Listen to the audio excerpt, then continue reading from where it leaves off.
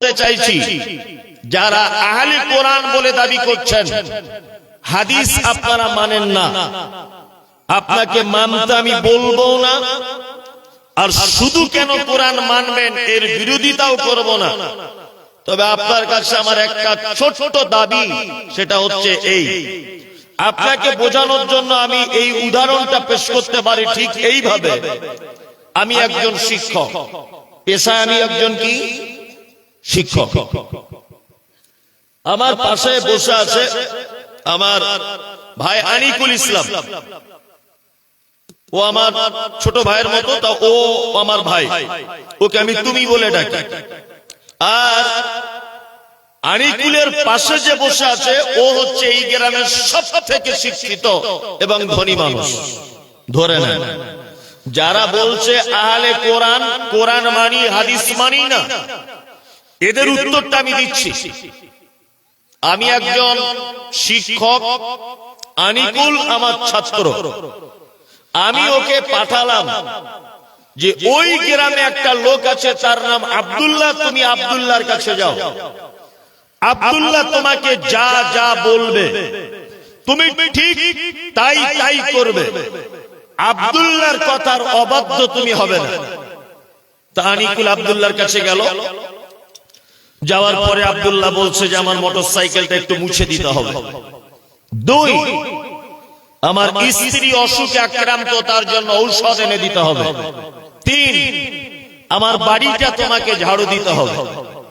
আনিকুল তখন বলছে, আমি আসার আগে আমার শিক্ষক মমতাজুল ইসলাম তো এই কথা বলে দেয়নি যে গাড়িটা ধুতে হবে? আচ্ছা বলো, আমি ওকে পাঠানোর সময় বলেছি যা যা তোমাকে ওই লোক বলবে তুমি তাই তাই মেনে চলবে। যা যা বলবে মানে এতে কি আর মোটরসাইকেল ধোয়াটা বাদ যায়, গাড়ি মোছাটা বাদ যায়, ঔষধ আনাটা বাদ যায়? যা যা মানে সবকিছু, তাই না? এখন ও গিয়ে আব্দুল্লাহ যা বলছে তার উল্টো করছে। আব্দুল্লাহ যা বলছে তার কি উল্টো করছে। এবার আপনাদের কাছে আমার প্রশ্ন, আমি একে পাঠালাম এ আমার ছাত্র আব্দুল্লাহর কাছে। আব্দুল্লাহর কথা যদি এখন আনিকুল ইসলাম যদি অমান্য করে, আচ্ছা বলুন তো, ও আব্দুল্লাহকে অপমান করলো না অপমান আমাকে করলো? কোনটা? আমাকে করলো, এটাই ঠিক। কারণ আমি ওকে পাঠিয়েছি, ও যদি আব্দুল্লাহর কথা যদি মান্যতা দিত তাহলে ওর মানা হতো আমাকেই, তাই না? এখন ও ওর কথা অমান্য করছে মানে আমাকে অমান্য করছে, তাই না? এবার আপনাদেরকে একটা কথা বলি, যারা বলছে আমরা আহলে কোরআন, আল্লাহু আকবার, আমাদের শিক্ষককে আল্লাহ ধরে নেন, তাই তো? আমরা ছাত্র, এটা ধরে নেন। এখন আমাদের শিক্ষক আমাদেরকে বলছেন তোমরা যদি আমার ভালোবাসা পেতে চাও তাহলে মুহাম্মদ নামক যে নবীটা তোমাদের কাছে প্রেরণ করেছি তোমরা তার আনুগত্য করো, তার আনুগত্য করা হলেই তোমরা আমার ভালোবাসা অর্জন করতে সক্ষম হবে। তার মানে বোঝা যাচ্ছে আমরা যদি মুহাম্মদ সাল্লাল্লাহু আলাইহি ওয়াসাল্লামের আনুগত্য যদি না করি তাহলে আল্লাহর ভালোবাসা পাবো কি না? কারণ আল্লাহ আমাদেরকে বলছেন তোমরা মুহাম্মদ সাল্লাল্লাহু আলাইহি ওয়াসাল্লামের আনুগত্য করো, তাহলে তোমরা আমার ভালোবাসা কি পাবে। এইবার আপনাদেরকে ভালোবাসার আনুগত্য কি এটা বোঝানোর একটু চেষ্টা করি। আচ্ছা বলুন তো, আল্লাহর নবী কোন তরকারি খেতে পছন্দ করতেন? কে কে বলছেন কদুর? একটু হাত তুলুন তো। আচ্ছা তুলুন, আমি তো মারবো না, আমি তো কলকাতার লোক, আপনাকে মেরে বাড়ি যেতে পারবো না। তুলুন, কারা কদু বলছেন? কদু। আমি এতেবার ভালোবাসা আপনাকে জানাচ্ছি। তাহলে নবীজি কদুর তরকারি খেতে, লাউয়ের তরকারি খেতে কি করতেন? ভালোবাসতেন। আল্লাহ নবী সাল্লাল্লাহু আলাইহি ওয়াসাল্লাম ভাত খাওয়ার পরে একটা জিনিস খেতে পছন্দ করতেন, তার নাম কি? কে বলছেন? আচ্ছা তুলুন। মিষ্টি। ঠিক বলেছেন, মিষ্টি। 2 হয়ে গেল। 3 আল্লাহ নবী সাল্লাল্লাহু আলাইহি ওয়াসাল্লাম মাথাতে একটা জিনিস ঘুরিয়ে পেঁচিয়ে বাঁধতে পছন্দ করতেন, তার নাম কি? পাগড়ি। এই ইউটিউবার, তোমরা চুপচাপ মেরে থাকো, বসে থাকো, শোনো, আর না হলে ওদিকে বাদাম টাদাম খেয়ে এসো, পরে ডিস্টার্ব করো না। ভাই যারা আপনারা দাঁড়িয়ে আছেন বসুন, বসুন, এদিকে বসে যান। আর এটা কোরআনের মজলিস, এটা এই জায়গায় পাগলামি চলবে না। বসুন, এই পিছনে যারা আছেন বসুন, বসুন, বসুন। আরে ভাই, কাল সকালে মাইকে যদি অ্যানাউন্স করে আব্দুল্লাহ মারা গেছে, তা আপনি এই মর্যাদাপূর্ণ জায়গা তার জীবনে বসার সুযোগ পাবেন? পাবেন বলুন? পাবেন। একটু সুযোগ পেয়েছেন যখন বসুন, লক্ষ্মী ভাই হয়ে বসুন, বসুন। কোরআনের মজলিস একটু নেকি পাবেন, বসুন। এই সবাই বসুন, বসে যাও, সবাই বসুন, কেউ দাঁড়াতে পারবে না, বসো। এই মাদ্রাসার ছেলেগুলো বসো, বসো সব। আর না হলে আপনি চলে যান, তাতে আমাদের আপত্তি নেই, তবে আপনি বসুন, বসে বসে শুনুন কোরআনের মজলিস। ভালো করে বসো, প্যান্ট ছিঁড়ে যাবে, এমন প্যান্ট পরেছে বসতেও পারছে না। বসো, বসো, বসে যাও। এখন আবার কি সব প্যান উঠেছে, আল্লাহু আকবার। সেজদায় যাচ্ছে একটা ছেলে নামাজে, তোর জামাটা অর্ধেক উঠে পাছাটা অর্ধেক মাঝখানে দেখা যাচ্ছে, এতটা দেখবেন অধিকাংশ ছেলেরা যাচ্ছে না। ও যখন সেজদায় যায়, প্যান্টটা নিচের দিকে নেমে যায়, জামাটা বুকের দিকে পিঠের দিকে উঠে যায়, আর পাছা দেখা যায়, তখন নামাজটাই বাতিল হয়ে যাচ্ছে। কি বললাম বুঝলেন? যাই হোক, আপনারা বসেছেন, আলহামদুলিল্লাহ। তাহলে নবীজি কোন তরকারি খেতে পছন্দ করতেন? কদু। আর ভাত খাবার পরে কি পছন্দ করতেন? মিষ্টি। আর মাথায় কি পরতে পছন্দ করতেন? পাগড়ি। আর নবীজি আমার থেকে বড় জামা, এটা তো আমার কাটিং জামা, পা পর্যন্ত একটা জামা পরতে পছন্দ করতেন, এটার নাম কি? জুব্বা। আমি ভালোবাসা আর ইত্তেবা, এই দুটো জিনিস আপনাকে বোঝাচ্ছি, একদম গল্পের মতো করে বলবো, দেখবেন আপনার বুঝতে সুবিধা হবে, আমল করতেও সুবিধা হবে। তাহলে আমরা তিনটে চারটে জিনিস জানলাম। লাউয়ের তরকারি পছন্দ করতেন, খাওয়ার পরে মিষ্টি, পাখি পড়তে পছন্দ করতেন, বড় জুব্বা পড়তে নবীজি পছন্দ করতেন। আচ্ছা বলুন তো, লাউয়ের তরকারি খাওয়া সুন্নত না সুন্নত নয়? কথা বলুন। সুন্নত। কে বলেছে সুন্নত? ওই তো সুন্নত। আর জুব্বা পরা সুন্নত, পাগড়ি দেওয়া সুন্নত, আর মিষ্টি খাওয়া সুন্নত। একজনও ঠিক বলেনি, সব ভুল, সব কজনাই ভুল। কারণ আসলে সুন্নত যে কোনটা এটা আমরা বুঝি না। নবীজি লাউয়ের তরকারি পছন্দ করতেন, এ কথা ঠিক। আচ্ছা, একটা হাদিস আপনি দেখাতে পারবেন নবীজি বলেছেন তোমরা বেশি করে লাউ খাও, প্রত্যেক সাজে সাজে খাও, না খেলে গোনা হবে, শরীরের উপকার আছে, মারাত্মক স্বাদের তরকারি, এটা যেন মিস করে দিও না, শীতকালে বেশি খাও, গরমকালে আরো বেশি খাও, এরকম কোন হাদিস আছে? না, এটা সুন্নত নয়। এটা কি সুন্নত নয়? এখানে কেরালায় কেউ কাজ করেন? কেরালায় কেউ 1-2 মাস গিয়েছিলেন? এরকম লোক আছে অনেকজন। কেরালায় দেখবেন চেরা লুঙ্গি পরে না, কেন ওখানে কি সেলাই করার মেশিন নেই? আচ্ছা, চেরা লুঙ্গি পরে কেন? এটা হচ্ছে কেরালা ট্র্যাডিশন, সংস্কৃতি। আমাদের বাঙালি মেয়েরা শাড়ি পরে না। আপনি যান অন্যান্য জায়গাতে, মেয়েরা শাড়ি পরে না, পরে না। আমাদের বাঙালিরা মেয়েরা দেখবেন নাকে ছিদ্র করে ওখানে একটা নাকে সোনার ফুল পরে, বিয়েতে দেয় না? এইটা শুধুমাত্র ভারতবর্ষের পশ্চিম বাংলাতেই চলে, অন্যান্য রাজ্যতে চলে, বেশি চলে না। আর বাংলাদেশের কিছু অংশে চলে। পৃথিবীর অন্য কোন দেশের মেয়েরা এই নাক ছিদ্র করে স্বর্ণের অলংকার পরে না। তার মানে ওটা আমাদের দেশের একটা ট্র্যাডিশন, আমাদের এখানকার মেয়েদের একটা সংস্কৃতি, যে ওটা পড়লে ভালো লাগে, তাই না? আর একটা কথা বলি, আমি নিজে মক্কা মদিনায় দেখে এসেছি, মসজিদে নববী থেকে নামাজ পড়ে, জুব্বা পড়ে, মাথায় লাল পাগড়ি দিয়ে সিগারেট টানছে রাস্তাতে ওপেন। আচ্ছা বলুন তো, আমাদের কেউ জুব্বা পরে মাথায় পাগড়ি দিয়ে সিগারেট টানতে পারবে? পারবে? তা আরবের লোক টানছে কি করে? তার মানে আরবের লোক বড় জুব্বা পরা আর লাল পাগড়ি পরা এটা ওদের কাছে সুন্নত নয়, এটা ওখানকার দেশীয় ট্রেডিশন, সংস্কৃতি।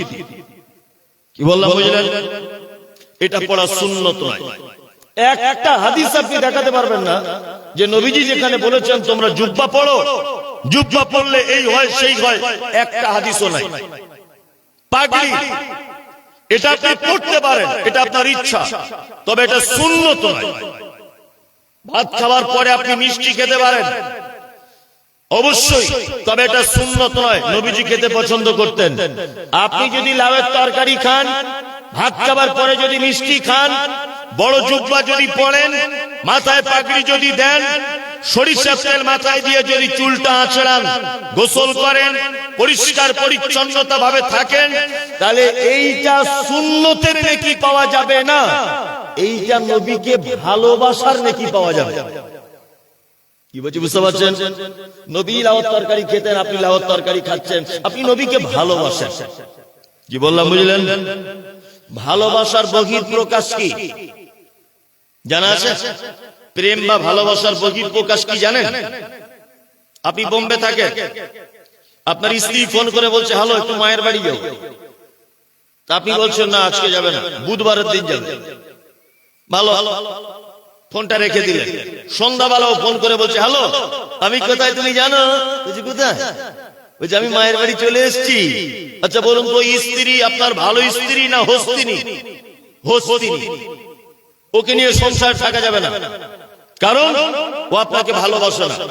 ও আপনাকে ভালোবাসে তখন প্রমাণ হতো যদি ও আপনার কথা শুনে আপনার আনুগত্য করে ও যদি বাড়িতে থেকে যেত, বুধবারের দিন যদি যেত, তাহলে ও আপনাকে ভালোবাসে তার প্রমাণ পাওয়া যেত।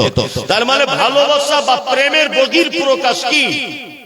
আনুগত্য করে চলা, তার কথা মতো চলা, তার যেটা ভালো লাগা নিজের ভালো লাগাও সেটা মিশিয়ে দেওয়া, তাই না? আমার স্বামী কাঁচা লঙ্কার তরকারি খেতে ভালোবাসে, তাই বলে তার জন্য কাঁচা লঙ্কা দিয়ে রান্না করা। আমার স্বামী পোল্ট্রির মুরগি পছন্দ করে না, দেশি মুরগি করে, তার জন্য সেটা রান্না করা। আমার স্বামী নরম বালিশ পছন্দ করে না, শক্ত বালিশ পছন্দ করে, ওর জন্য শক্ত বালিশ তৈরি করা। আমার মা দুটো ছাগল দিয়েছে, আমার স্বামী ছাগল খুব বেশি পছন্দ করে, তার জন্য বাড়িতে তাকে লালন পালন করা। এক কথায় বিপরীত লিঙ্গের ভালোবাসার মানুষকে প্রকাশ্যভাবে বোঝাতে গেলে তার আনুগত্য করে এবং তার ভালো লাগাকে নিজের ভালো লাগার সঙ্গে মিশিয়ে দেওয়া, এর নাম হচ্ছে ভালোবাসা। কি বুঝতে পারছেন? তাহলে লাউয়ের তরকারি খেলে কিন্তু সুন্নতের নেকি হবে না, নবীকে ভালোবাসেন তার প্রমাণ হবে। তাহলে সুন্নত এবার কাকে বলে এটা জানা লাগবে কি লাগবে না? লাগবে। আচ্ছা বলুন তো, পৃথিবীর সব থেকে দামি বিল্ডিং, সব থেকে উঁচু বিল্ডিং, তার নাম কি এই মুহূর্তে? বুর্জ খলিফা, ওটা দুবাই, তাই না? আর আমাদের ভারতবর্ষে অনেক বড় বড় আছে, তাই না? ওই দিল্লি বোম্বাই কত বড় বড়, কলকাতায় বড় বড় বিল্ডিং, তাই না? আচ্ছা আচ্ছা, আমি শুনেছি বলছে ওই আপনার মুকেশ আম্বানির বউ নীতা আম্বানি বলছে সকালবেলাতে এক কাপ চা খায়, বলছে 4 লাখ টাকা দাম। শুনেছি, জানি না এটা গল্প কি সত্য মিথ্যে সব জানা নেই। আপনারা জানেন যে সারা পৃথিবীর সব থেকে দামি অলংকার তার নাম কি? সোনা দামি অলংকার, তাই না? হীরা এর থেকেও দামি, তাই না?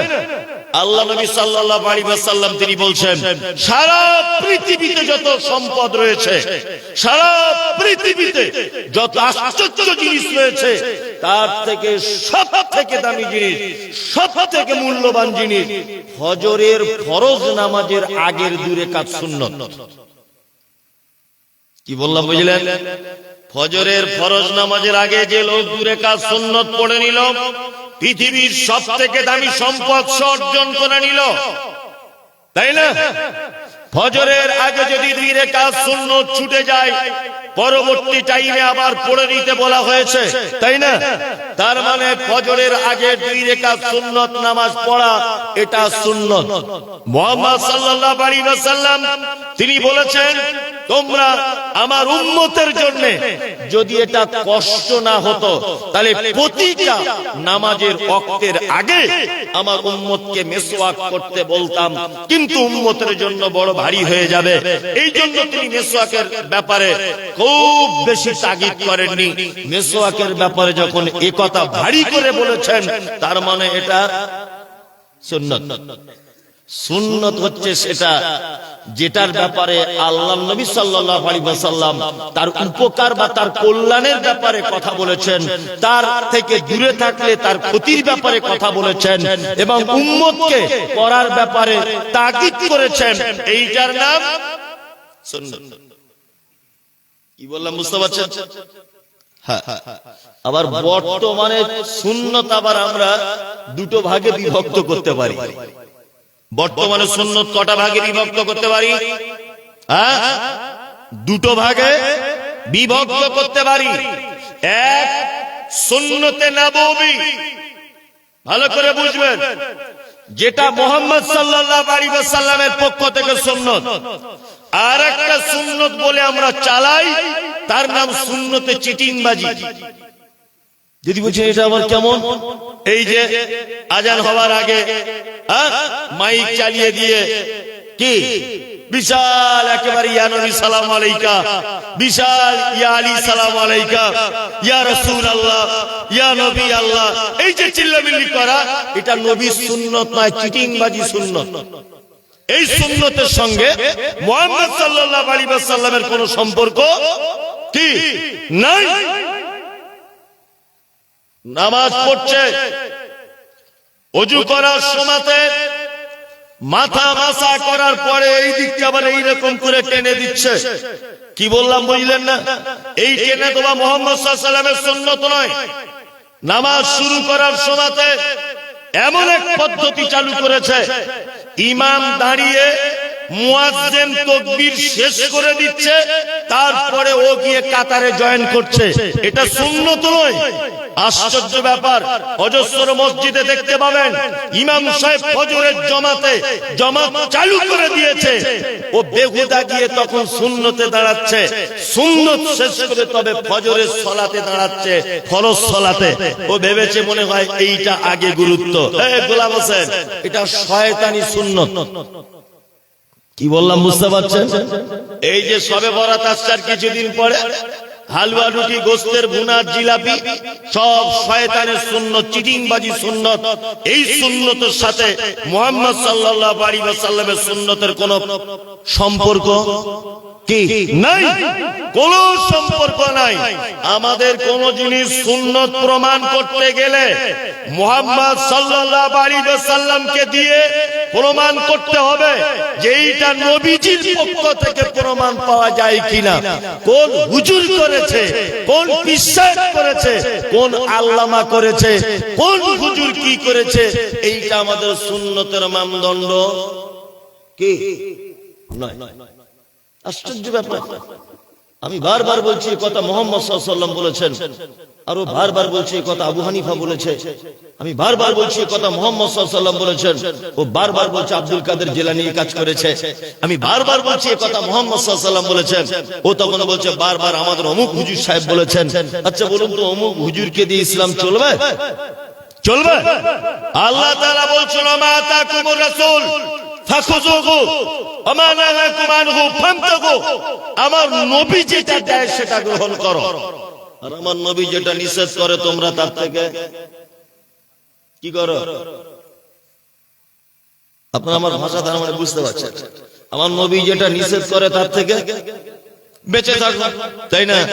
তাহলে আমাদেরকে প্রতিটা জিনিস, সোনা যেমন কষ্টি পাথর দিয়ে যাচাই করতে হয়, সোহাগা দিয়ে যেমন গলিয়ে তার আসল বার করা হয়, ঠিক তেমন আমাদের জীবন যাপনের প্রতিটা জিনিস আমরা মুহাম্মদ সাল্লাল্লাহু আলাইহি ওয়াসাল্লামের হাদিসের মানদণ্ডে এনে তবে সেটা সুন্নত বলে প্রমাণ করব। কোন হুজুরের কথা দিয়ে সুন্নত প্রমাণ হবে কি না। আশ্চর্য ব্যাপার, কত যে ভ্রান্ত ভাবে চলছে সমাজ। আস্তাগফিরুল্লাহ, আপনি অবাক হয়ে যাবেন, অবাক হয়ে যাবেন। এই দেখুন, আপনাকে আমি একটা জিনিস দেখাই। আমাদের যখন কোন লোক মারা যায় পাড়া গ্রামে, তখন দেখবেন কাতলা মাছের মতো হাউ হাউ করে খাবি খাচ্ছে, তাই না? মুখটা লড়াচড়া করছে। তার বড় ছেলে কি করে? গালে পানি দেয়। ছোট ছেলে কি করে? তার গালে পানি দেয়। মেজো ছেলে কি করে? তার গালে ঠান্ডা পানি দেয়, দেয় না? ও কি তখন বলতে চায় যে বেটা আমাকে একটু পানি দাও? ওইটা বলে? ওইটা বলে? বলে না। কি বলে? আল্লাহ নবী বলেছেন, কোন ইমানদার মানুষের আত্মাকে যখন মালাকুল মউত যখন বার করে নেয়, এত নরম করে তার আত্মাটাকে ধরা হয়, তার আত্মাটাকে টেনে যখন বার করা হয়, মায়ের কোলে যেমন শিশু ঘুমিয়ে থাকে, মায়ের কোলের ভিতরে শিশু যেমন গরমের তাপ নিয়ে ঘুমায়, নবীজি বলেছেন মালাকুল মউত ওই লোকটার আত্মাটাকে এমন করে ধরে, ভালো লোকের আত্মা, যে তার আত্মাটা বার করার সময় তার বসে থাকা তার স্ত্রী বুঝতে পারে না, তার পাশে থাকা তার বেটি বুঝতে পারে না, তার পাশে থাকা তার বড় বেটা বুঝতে পারে না, তার পাশে থাকা তার বৌমা বুঝতে পারে না। নবীজি বলছেন তারপরে লোকটা যদি খারাপ হয়, লোকটা যদি বদকার হয়, লোকটা যদি 2 নম্বরই হয়, তাহলে মালাকুল মউত এমন করে তার আত্মাটাকে ধরে, তার আত্মার সঙ্গে যেন তার শিরা উপশিরা গুলো সব যেন ছিঁড়ে বার হয়ে আসে। ওই জন্য অনেক সময় দেখতে পাওয়া যায় যে কিছু মানুষ মরার পরে তার গাল হা করে থাকে, আবার কারো চোখগুলো দেখবেন বড় বড় হয়ে থাকে, আবার কেউ দেখবেন হাতগুলো বেঁকিয়ে দেয়, কেউ দেখবেন পাগুলোকে বেঁকিয়ে দেয়। এটা ভালো মন্দ একটা চিহ্ন বলা যেতে পারে। এই আত্মাটাকে যখন বার করে এত কষ্ট হয় মৃত মানুষের। ওই মৃত মানুষটা তখন গরম পানি চায় না, ঠান্ডা পানি চায় না, দুধও চায় না, আপেল আঙ্গুর বেদানার রস খেতে চায় না। ও তখন একটা কথা বলে, ফায়াকুলা রাব্বি লাউলা কারতানি ইলা আযালিন করিব ফাসাদদাকা ওয়া আকুম মিনাস সালিহিন। আল্লাহ গো, আমার কাছে মালাকুল মউত চলে এসেছে, পৃথিবী নামক জায়গাতে আমার আর থাকার অবস্থান নাই, 1 মিনিট আমি আর টিকে থাকতে পারবো না। আল্লাহ তুমি আমার আত্মাকে বার করে নিচ্ছ, আমি মৃত্যু নামক রোগে আক্রান্ত হয়ে যাব। আল্লাহ এখনই আমাকে কবরে চলে যেতে হবে। রব গো, আমাকে তুমি 2-1 মিনিট টাইম দাও, ফাসাদদাকা ওয়া আকুম মিনাস সালিহিন। আল্লাহ আমাকে একটু টাইম দাও, আমি পৃথিবীতে গিয়ে শুধু একটা সাদকা করে আসি, কিছু দান করে আসি, এই সুযোগটা তুমি আমাকে দাও। তাহলে একটা মানুষ মারা যাওয়ার সময় কি বলে? কি বলে? আল্লাহ আমাকে একটু টাইম দাও, কিছু দান করে আসি। ও খুব মৃত্যু যন্ত্রণায় আছে, খুব কষ্ট হচ্ছে ওই লোকটা, তাই না? আল্লাহর নবী কি বললেন? নবীজি বললেন আখিরুল কালাম লা ইলাহা ইল্লাল্লাহ ফাদাখালাল জান্নাত। কোন মানুষ মারা যাবার আগে তার জীবনের শেষ কথা যদি এটা হয় লা ইলাহা ইল্লাল্লাহ, তাহলে তার থাকার জায়গা কোথায়? কোথায়? জান্নাত। এইবার আমরা কিছু কিছু বেদাত কাজ করি, ভুল কাজ করি, সেগুলো বলছি। কেউ বসে আছে চামচে করে বেদানার রস দিয়ে, কেউ আঙ্গুর ফল নিচড়িয়ে রস বার করে বসে আছে, মারা যাচ্ছে ওর গালে দিচ্ছে, দেয় না আপনাদের এখানে? দেয়। আর কেউ কেউ আবার তাকে বলে, চাচা একবার লা ইলাহাটা বলো, লা ইলাহাটা বলো।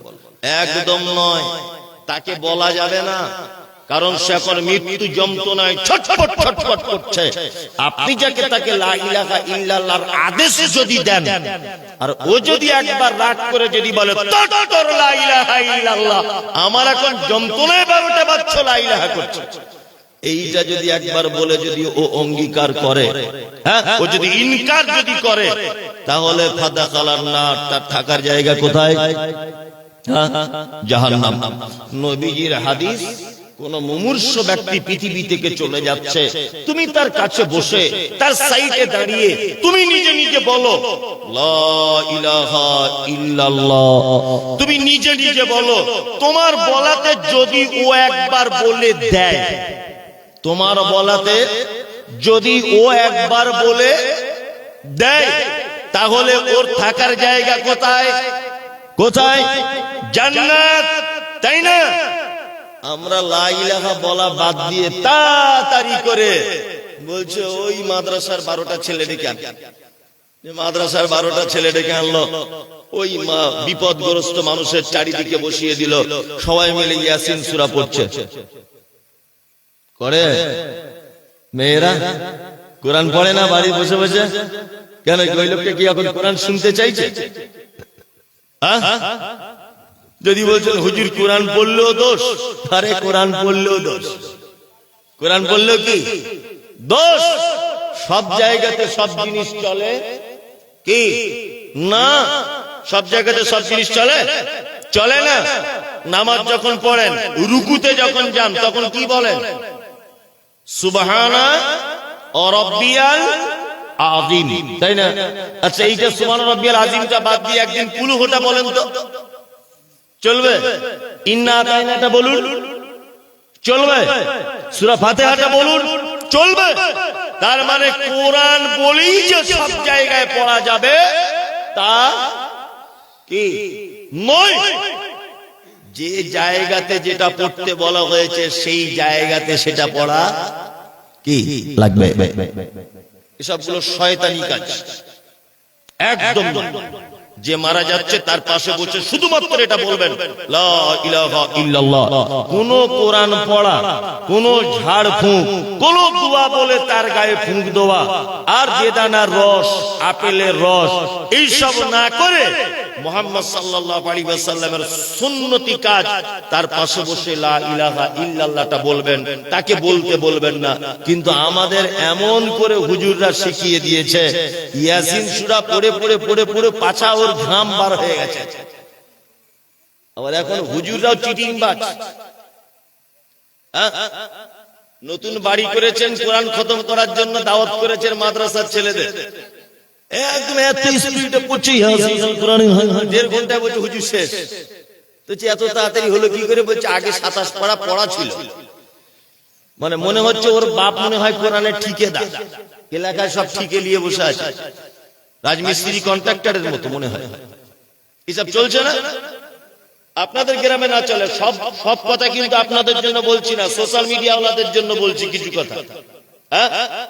এই যে শবে বরাত আসছে, যারা বেদাত করে, আর বেদাত করে করে যাদের মাথার মগজ শুকিয়ে গোবরে পরিণত হয়েছে, কি বললাম বুঝলেন?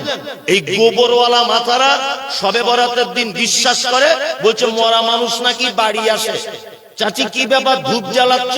বলছে তোমার চাচা আসবে আজ বাড়িতে, যাতে দেখতে অসুবিধা না হয়, ঘর বাড়ি চিনতে, ওই জন্য রাতের বেলা আসে তো ধূপ জ্বালাচ্ছি আর মোমবাতি। চাচির পাছার চামড়া তুলে দিবে ফেরেশতারা। কি বলা মহিলারা? চামড়া তুলে দিবে, লবণ মাখিয়ে দিবে। এই বেদাত যদি করে। আর 20 জন মাদ্রাসার ছেলে এলে ছাদের উপরে 4 জন, সিঁড়িতে 4 জন, রান্নাঘরে 2 জন, আর শোয়ার ঘরে 4 জন, এরকম ভাগ করে করে 4-5 জায়গাতে কোরআন পড়াচ্ছে শবে বরাতের দিন। বলছে কেন? বলছে তোমার চাচা আসবে। তোমার চাচা তো আব্দুল কাদের জিলানী ছিল, এত বড় আল্লাহর ওলি, বাড়িতে আসবে? বেদাত। কি এটা? বেদাত। আর হুজুর কেউ বলি শবে বরাতের দিন হুজুর সবার বাড়িতে কোরআন পড়ে পড়ে বেড়াচ্ছে, তা হুজুরের বাড়িতে পড়বে কে? এটাও তো একটা কথা। মানে ও পাক্কা চিটা। কি বলছি বুঝতে পারছেন না? মৌলভী সাহেবদের কিছু আবার ব্যাপার আছে, সারা জীবন এর ওর বাড়িতে মিলাদ করে করে বেড়ায়, নিজের বাড়িতে মিলাদ হয় না। কি বললাম বুঝলেন না? পীর সাহেবরা যেমন চিটিংবাজ, ঠিক তেমন চিটিংবাজি ব্যবসা। আমার বইয়ের ছেলে হয় না তখন যাচ্ছে হুজুরের কাছে তাবিজ আনতে, আর হুজুরের বইয়ের যখন বাচ্চা হয় না প্লেনে করে যাচ্ছে সিঙ্গাপুরে। এ হারামখোর, হারামখোর। তোর তাবিজে আমার বইয়ের যদি ছেলে হয়, তোর তাবিজে তোর বইয়ের হোক, তবেই তো বলবো বাপের বেটা। সব চিটা। কি বললাম বুঝতে পারছেন না? সব কি চিটা। এদের থেকে দূরে থাকবেন। একদম এদের থেকে দূরে থাকবেন, এদের পাল্লায় পড়বেন না। আমরা সুন্নতি আমল করব, আমলের মানদণ্ড হবে মুহাম্মদ সাল্লাল্লাহু আলাইহি ওয়াসাল্লাম। মুহাম্মদ সাল্লাল্লাহু আলাইহি ওয়াসাল্লাম ছাড়া কোন মানুষের দিকে তাকিয়ে কোন রকমের ইবাদত চলবে না। আয়েশা সিদ্দিকা রাদিয়াল্লাহু তাআলা আনহা তিনি বলেন, মুহাম্মদ সাল্লাল্লাহু আলাইহি ওয়াসাল্লাম তিনি বলেছেন, মান আমিলা আমালান লাইসা আলাইহি আমরুনা ফাহুয়া রাদ্দুন। মানুষ যদি কোনো কাজ করে, সেই কাজ যদি আমার পক্ষ থেকে কোনো রায় যদি না থাকে, ফাহুয়া রাদ্দুন, সে কাজ বাতিল। তার মানে 15ই শাবানের দিন হালুয়া, 15ই শাবানে মোমবাতি জ্বালানো, শবে বরাতের দিন বাড়িতে মরা মানুষের আত্মা ফেরত আসে, এ কথা বাতিল, ভ্রান্ত। এ কথা মুহাম্মদ সাল্লাল্লাহু আলাইহি ওয়াসাল্লামের পক্ষ থেকে কোনো রায় পাওয়া যায় না। খুব সাবধানে থাকবেন। আল্লাহ তুমি আমাদেরকে সুন্নাত বোঝার তৌফিক দান করো, আমিন আমিন। আচ্ছা, আপনারা যারা বসে আছেন নবীজিকে ভালোবাসেন কারা? সবাই সবাই হাত তুলছে, সবাই হাত তুলছে। আলহামদুলিল্লাহ, সত্যি আপনি ভালোবাসেন। দাড়ি নাই বা রাখতে পারেন, নামাজ না পড়তে পারেন, নবীকে ভালোবাসেন, তাই না? নবীকে ভালোবাসা মানে নামাজ পড়া লাগবে না, দাড়ি কাটবেন, প্রতিদিন চাঁচবেন, গাঁটের নিচে কাপড় পরবেন, হারাম ব্যবসা করবেন, মিথ্যা করে জমি কেনা বেচা করবেন, গুণের জমি ফাঁকি দেবেন, বাপ মাকে খেতে দেবেন না। এটার মানে হচ্ছে নবীকে ভালোবাসা, তাই তো? না, নবীকে ভালোবাসা মানে মুহাম্মদ সাল্লাল্লাহু আলাইহি ওয়াসাল্লামের আনিত দ্বীন, মুহাম্মদ সাল্লাল্লাহু আলাইহি ওয়াসাল্লামের দেওয়া পদ্ধতি পুঙ্খানুপুঙ্খ রূপে নিজের জীবনে বাস্তবায়ন করা, এর নাম হচ্ছে নবীকে কি ভালোবাসা। নবীজি নামাজ পড়তেন? আপনি পড়েন তো? নবীজি প্রতিদিন কি চাচ্ছেন না? আপনি চাচ্ছেন? আচ্ছা, নবীজি হারাম খেতেন না, আপনি খান, তার মানে আপনি আর ভালোবাসা টিকলো না। টিকলো? বলুন, টিকলো না। আল্লাহু আকবার। এই দেখুন, আপনাদেরকে একটা কথা বলি, সাহাবায়ে কিরামগণ আল্লাহর নবীকে কতটা ভালোবাসতেন। সুবহানাল্লাহ, সুবহানাল্লাহ। নবীর প্রতি ভালোবাসার হাদিস যদি বলা যায়, আপনার চোখে পানি চলে আসবে, এখনই চলে আসবে। এখনই আপনি পরীক্ষা করে দেখুন, এখনই আপনার চোখ দিয়ে পানি চলে আসবে। এই দেখুন, আপনাকে আমি দুটো একটা কথা বলি। আপনারা এটা জানেন যে বদরের যুদ্ধে যে সমস্ত সাহাবীগণ অংশগ্রহণ করেছিলেন, ওই সমস্ত সাহাবীদেরকে আল্লাহ তাআলা ক্ষমা করে দিয়েছেন। তার মানে তাদের থাকার জায়গা কি? জান্নাত, তাই না? থাকার জায়গা জান্নাত। যারা যুদ্ধতে শহীদ হয়েছে তাদের থাকার জায়গা জান্নাত, যারা যুদ্ধতে জয়লাভ করেছে তাদেরও থাকার জায়গা জান্নাত। ইসলামের সবথেকে কঠিন জিহাদ, তার নাম বদর। বদরের যুদ্ধটা কেমন হয়েছিল? বাপ তলোয়ার ধরেছে বেটাকে মারবে, আর বেটা তলোয়ার ধরেছে বাপকে মারবে, এর নাম বদর। ভাতিজা তলোয়ার ধরেছে চাচাকে মারবে, চাচা তলোয়ার ধরেছে ভাতিজিকে মারবে, ভাই তলোয়ার ধরেছে ভাই মুশরিক মারবে কাকে? ইমানদার আরেক ভাইকে ঈমান এনেছে, তাই এর নাম বদরের যুদ্ধ। আল্লাহ নবী সাল্লাল্লাহু আলাইহি ওয়াসাল্লাম বলেছেন, বদরে যারা অংশগ্রহণ করেছে আল্লাহ তাদের সবাইকে ক্ষমা করে দিয়েছে। এখানকার একটা মজার ঘটনা, একজন সাহাবী বদরের মাঠে যুদ্ধ করছেন, নবীর প্রতি ভালোবাসা কত দেখুন। বদরের মাঠে যুদ্ধ করছেন, যুদ্ধ করতে করতে তলোয়ার চালাতে চালাতে তার তলোয়ারের সামনে তার আব্বা এসে দাঁড়িয়েছে, তার বাপ। কে? কে? তার বাপ। সাহাবী কি তলোয়ার নামিয়ে নিলেন, বাপ মুশরিক। কি বললাম বুঝলেন না? সাহাবী তলোয়ার নামিয়ে নিলেন। নামিয়ে নেওয়ার পর কিছুক্ষণ ভাবলেন, যেটা তো আমার বাপ, বাপকে মারা কি অত সহজ? এই সময় তার একজন সাহাবী পাশ থেকে কথা বলতে বলতে বলছেন, কি বলছেন? তোমরা ততক্ষণ পর্যন্ত ঈমানদার পরিপূর্ণ হতে পারবে না যতক্ষণ না পর্যন্ত পৃথিবীর সমস্ত কিছু থেকে মুহাম্মদ সাল্লাল্লাহু আলাইহি ওয়াসাল্লামকে ভালোবাসতে না পারবে। এই কথা বারবার কানে ভাসছে। সাহাবীটি তলোয়ার হাতে নিয়ে আছেন, ঠক ঠক করে কাঁপছেন, কি করে আমার আব্বাকে মারবো। এই কথা মনে চলে এলো, যদি আমার আব্বাকে ছেড়ে দেই আর আমার আব্বা বলে যদি দয়া হয়, আর ওই আমার আব্বা যদি তলোয়ার নিয়ে মুহাম্মদ সাল্লাল্লাহু আলাইহি ওয়াসাল্লামকে আঘাত করে, আর এতে যদি আল্লাহর নবীর যদি কোনো ক্ষতি হয়ে যায়, কিয়ামতের দিনে যদি আল্লাহ আমাকে জিজ্ঞাসা করে তোমার বাপ বলে তুমি মারোনি, নবী আঘাত খেয়েছে তোমার বাপের দ্বারাতে, আমি তাহলে কিয়ামতের দিন কি জবাবদিহিতা করব।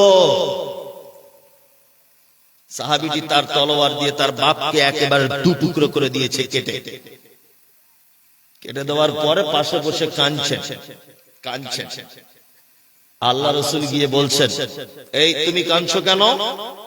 আর একজন সাহাবী তখন বলছেন যে আল্লাহ রাসূল, ওর কাঁদার অনেক কারণের একটা কারণ আমার মনে পড়ছে। তা বলছে কি? বলছে আল্লাহ রাসূল যুদ্ধের ময়দানে এই ঘটনা, ওর বাপকে ও নিজে হত্যা করেছে। তখন আল্লাহ রাসূল তখন তাকে বুকে জড়িয়ে ধরে বলছেন, কখনো মুশরিক আর ইমামদারদের সঙ্গে আপোষ হবে না। তুমি হত্যা করেছো তোমার বাপ, কিন্তু সে ঈমান আনেনি, তার মানে কখনো ইমামদারের সঙ্গে মুশরিকদের সমঝোতা হতে পারে না। তুমি যে কাজ করেছো এই কাজের জন্য তোমার জান্নাত অপেক্ষা করছে, ঘাবড়ানোর কিছু নেই। কারণ তুমি এটা প্রমাণ করেছো, তুমি তোমার বাপ, তুমি তোমার পিতা, তোমার মা, তোমার সন্তান, সমস্ত কিছু থেকে তুমি ভালোবাসো আমাকে। চারটিখানি ব্যাপার নয়, এত ভালোবাসা যাবে? এই বদরের যুদ্ধতে নবীকে কত ভালোবাসে দেখুন সাহাবী, এই বদরের যুদ্ধতে। আল্লাহু আকবার। আমি নিজের চোখে দেখে এসেছি যে জায়গাটা যুদ্ধ হয়েছে, আমি নিজে ঘুরে দেখে এসেছি। ছোট্ট জায়গা, খুব বেশি বড় জায়গা নয়, এই প্যান্ডেলটা ডবল হবে হয়তো, এরকম একটা জায়গার নাম বদর। কি বললাম বুঝলেন? যুদ্ধ হয়েছে, খুব করুণ ব্যাপার। ওই যুদ্ধের নেতা ছিলেন মুশরিকদের নেতা, তার নাম আবু জাহেল। কি নাম? আবু জাহেল। যুদ্ধ চলছে, তুমুল গতিতে চলছে। আল্লাহ নবীর একজন সাহাবী, তার নাম আব্দুর রহমান ইবনে আউফ, তিনি বলছেন যে আমি একটি খাজুর গাছের সাইডে দাঁড়িয়ে আছি। খাজুর গাছের কি সাইডে আমি দাঁড়িয়ে আছি। হঠাৎ করে দেখতে পাচ্ছি দুটি বাচ্চা ছেলে, তাদের তাকানো দেখে আমার ভয় লাগছে যে এরা এরকম ভাবে দেখছে, কি ব্যাপার যুদ্ধের ময়দানে, এরা কারা? আব্দুর রহমান ইবনে আউফ বলছেন, আমি তখন তাদের দিকে তাকাচ্ছি, তারা দুজন বাচ্চা ছেলে, ওই 10-12 বছর 13 বছরের বয়স।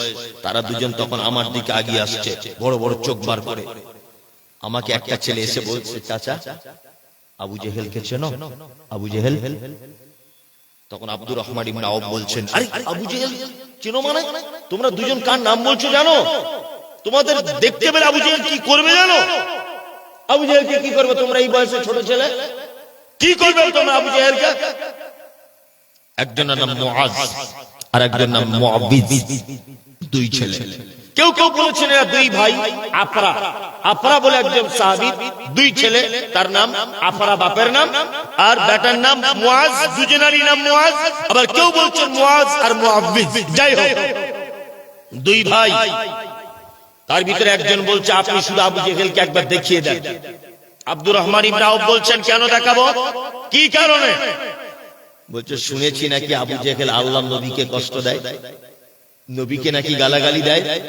যে লোক নবীকে গালাগালি দেয়, যে লোক নবীর ব্যাপারে উল্টো পাল্টা কথা বলে, আমরা দুই ভাই প্রতিজ্ঞাবদ্ধ ভাবে বদরের ময়দানে এসেছি, নয় তাকে মারবো আর নয় নিজেরা তাদেরকে মেরে শেষ করব, নয় তার হাতে আমরা শেষ হব, দুজনের একটা করব তবে ছাড়ব।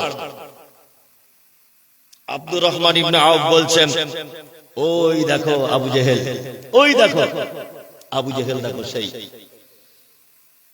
আব্দুর রহমান বলছেন, আমি যখন বলে দিলাম ওই আবু জেহেল, দুটো ছেলে শিকারী যেমন করার জন্য, একজন শিকার মানে তার শিকারীকে ধরার জন্য যেমন বন্দুক নিয়ে ঠিক এই রকম ভাবে আইটেম করে থাকে, আব্দুর রহমান ইবনে আউফ বলছেন দুজনার চোখ যেন একদম বারবার আবু জেহেলের দিকে যেন ফিরছে। তার ভিতরে একজন মুআজ বলছেন আমি সাইজে ছোট আমি, আবু জেহেল ঘোড়ার পিঠে আছে, আবু জেহেলকে তো আমি গর্দানে আঘাত করতে পারবো না, ওই জন্য আস্তে আস্তে আস্তে করে গিয়ে আমার তলোয়ার দিয়ে আবু জেহেলের পায়ে এত জোরে আঘাত করলাম, এর পা বাদাম যেমন ছাড়ালে দুইটা ফাঁক হয়ে যায়, হাদিসের বর্ণনা আবু জেহেলের পায়ে যখন আঘাত করলাম তার পাটা খুলে গেল, বাদাম যেমন করে খুলে যায় এইরকম ভাবে খুলে গেল।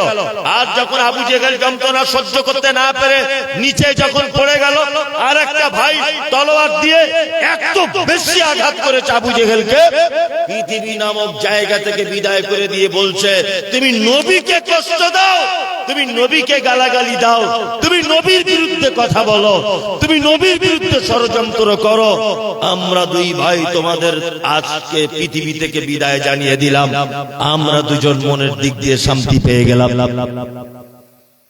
আল্লাহু আকবার। এর নাম নবীর প্রতি ভালোবাসা, এর নাম কি? নবীর প্রতি ভালোবাসা। আর আমাদের নবীর বিরুদ্ধে কথা বলুক, মাদ্রাসা ভেঙে দিক, মসজিদ ভেঙে দিক, বলছে আমি কারোর সাগে মাছে থাকি না, আমি কোন ঝামেলায় থাকি না।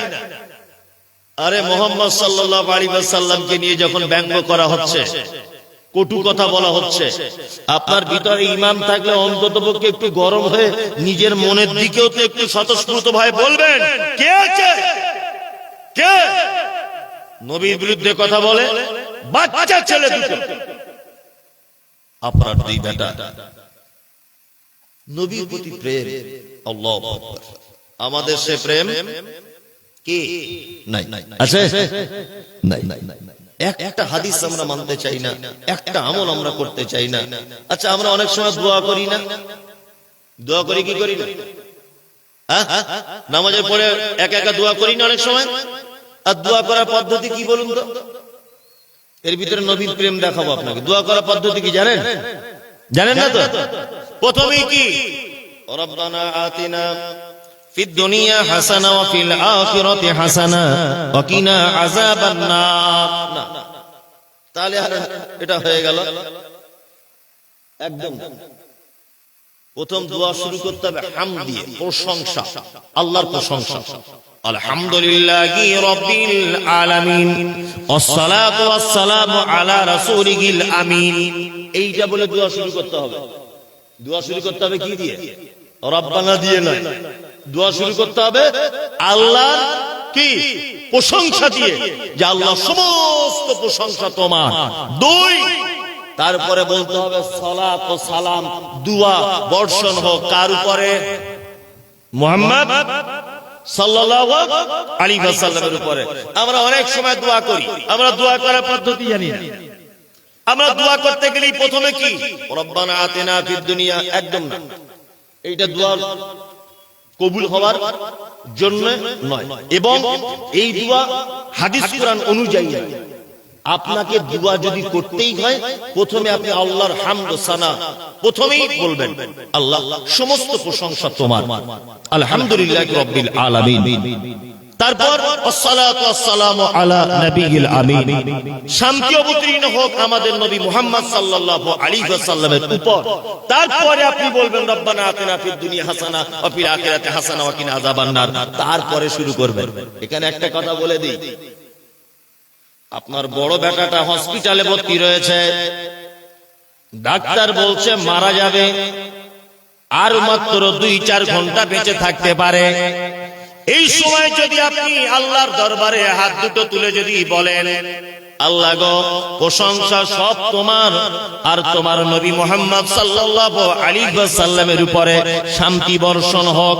তারপরে আপনি বলুন, আল্লাহ আমার বেটাটা মালদার হাসপাতালে ভর্তি আছে, তুমি আমার বেটাকে সুস্থ করে দাও। তাহলে বলুন তো দেখি, অসুস্থ বেটা আপনার কলিজা নিংড়ানো সন্তান, তার জন্য আগে দোয়া চাইলেন না তার আগে নবীজির জন্য আগে দোয়া চাইলেন? কোনটা?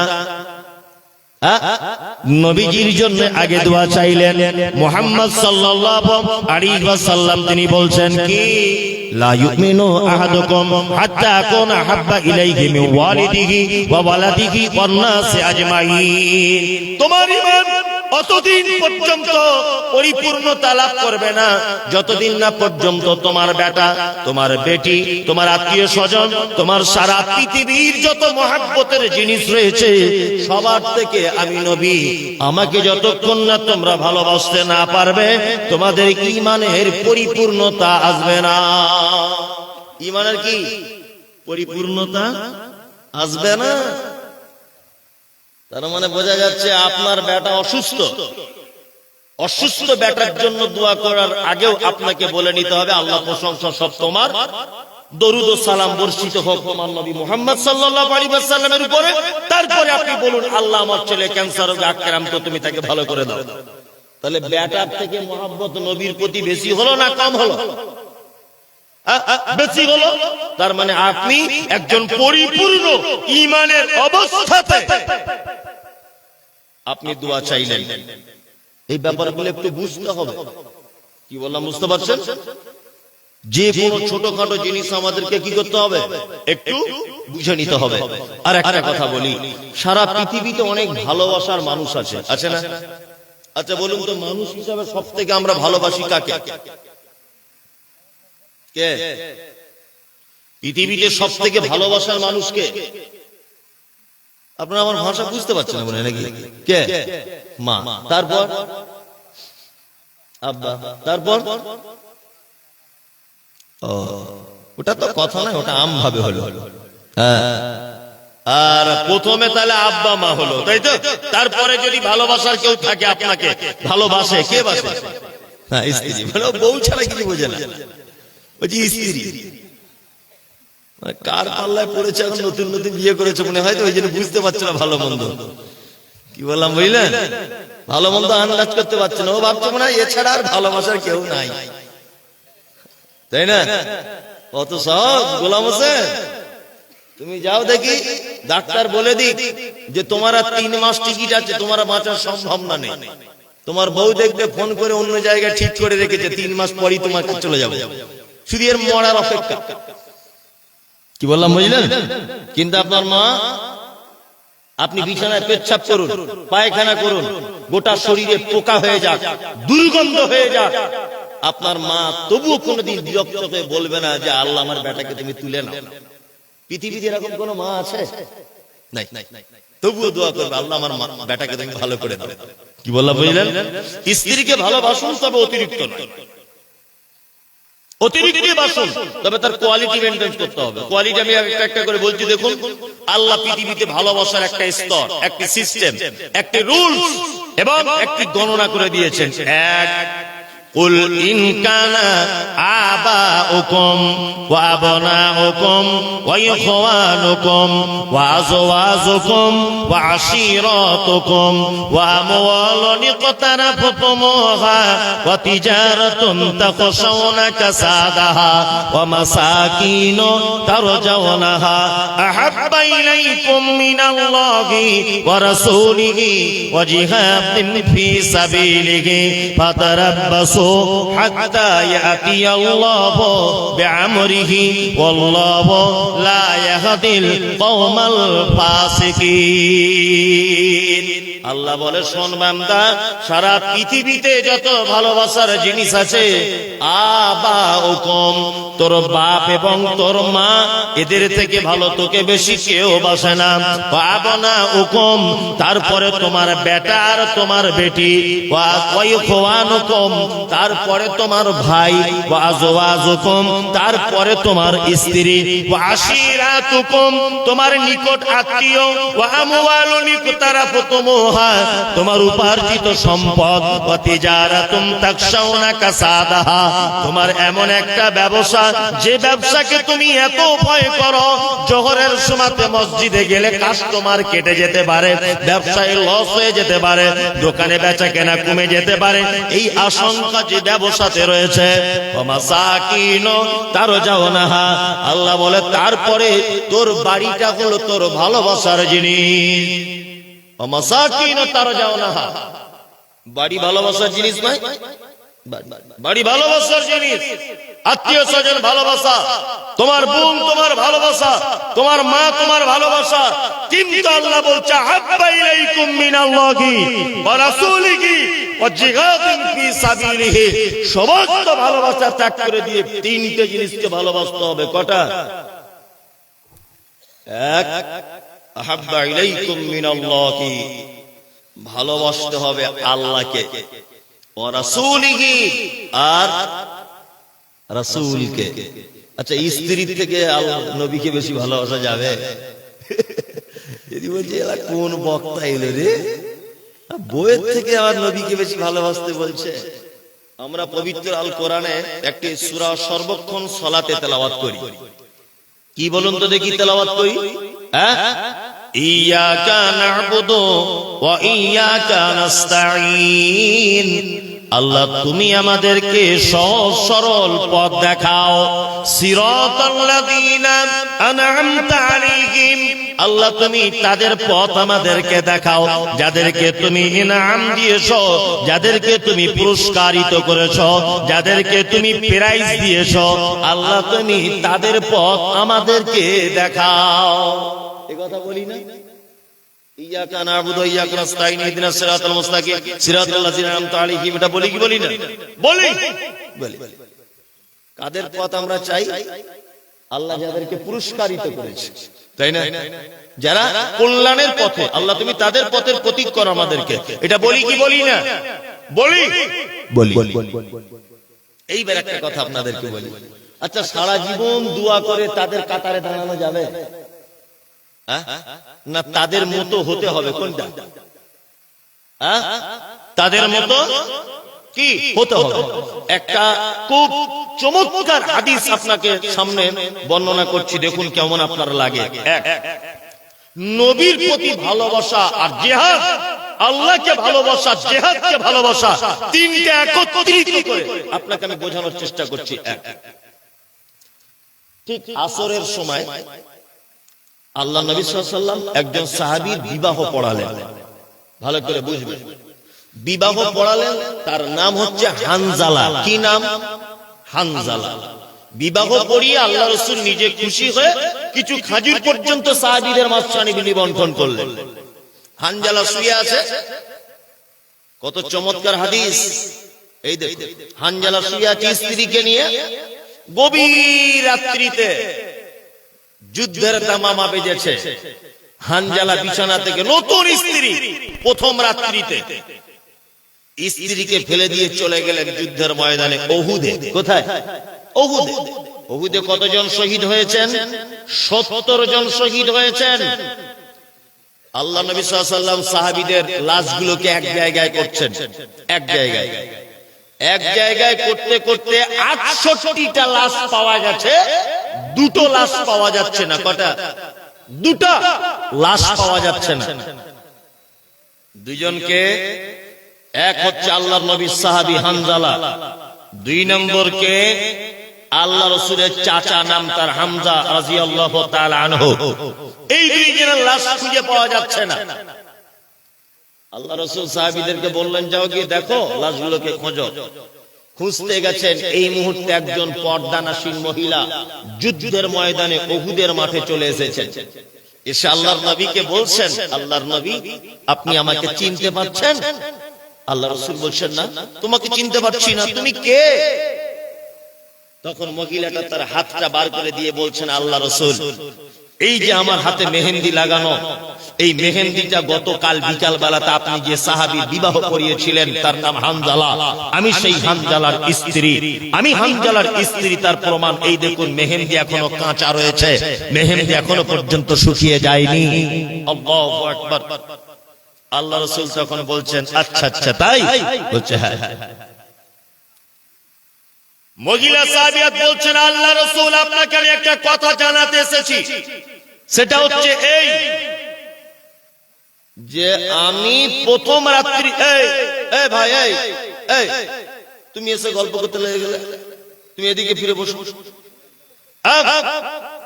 আল্লাহ রাসূল আপনি গতকাল বিকাল বেলাতে যার বিবাহ করিয়েছেন আল্লাহ রাসূল আমি তার স্ত্রী, তবে একথা আপনাকে বলতে এসেছি শহীদ হয়ে গেলে যুদ্ধের মাঠে ওই অবস্থায় তাদেরকে দাফন করা হয়। আপনার কাছে বিনীত অনুরোধ, আমার স্বামী রাতের বেলা আমার সঙ্গে শারীরিক সম্পর্কে লিপ্ত হয়েছিল। আল্লাহ রাসূল আপনি যখন যুদ্ধের কথা বলেছেন ও আর কোনো কিছু চিন্তা ভাবনা না করে যার যুদ্ধের অস্ত্র নিয়ে ময়দানে ঝাঁপিয়ে পড়েছে, আসার সময়তে ওর উপরে গোসল ফরজ গোসলটা পর্যন্ত করতে ভুলে গেছে, দয়া করে আমার স্বামীকে আপনি একটু গোসলটা করিয়ে দিবেন। আল্লাহ জিবরিল আমিন এলেন, আল্লাহ রাসূলকে বলছেন আল্লাহ রাসূল আরে হানজালাকে পাওয়া যাচ্ছে না এ কথা নয়, চুরি হয়নি কিছু নয়, আসলে আল্লাহ ওর শহীদে এত খুশি হয়েছে আসমানের ফেরেশতা দিয়ে তৃতীয় আসমানে তাকে তুলে নিয়ে ওইখানে জমজমের পানিতে গোসল করিয়ে আতর মাখিয়ে মেসওয়াক মাখিয়ে ওই দেখুন সাহাবীদের কাঁধের উপরে আসছে ওই হানজালার লাশ। আল্লাহ রাসূল বলছেন আমি দেখতে পাচ্ছি তার মাথার দিক দিয়ে টক টক করে পানি গড়িয়ে গড়িয়ে পড়ছে। সুবহানাল্লাহ। ভাবতে পারা যায়, ভাবতে পারা যায় জিহাদের প্রতি কত ভালোবাসা, আল্লাহ দ্বীনকে বিজয় করার জন্য কত ভালোবাসা, মুহাম্মদ সাল্লাল্লাহু আলাইহি ওয়াসাল্লামের হুকুম মান্যতার ব্যাপারে কত ভালোবাসা। আল্লাহ তার আয়াতের ভিতরে বলছেন তোমার স্ত্রী, তোমার আত্মীয়-স্বজন সমস্ত কিছু থেকে তিনটা জিনিসকে তোমরা ভালোবাসবে।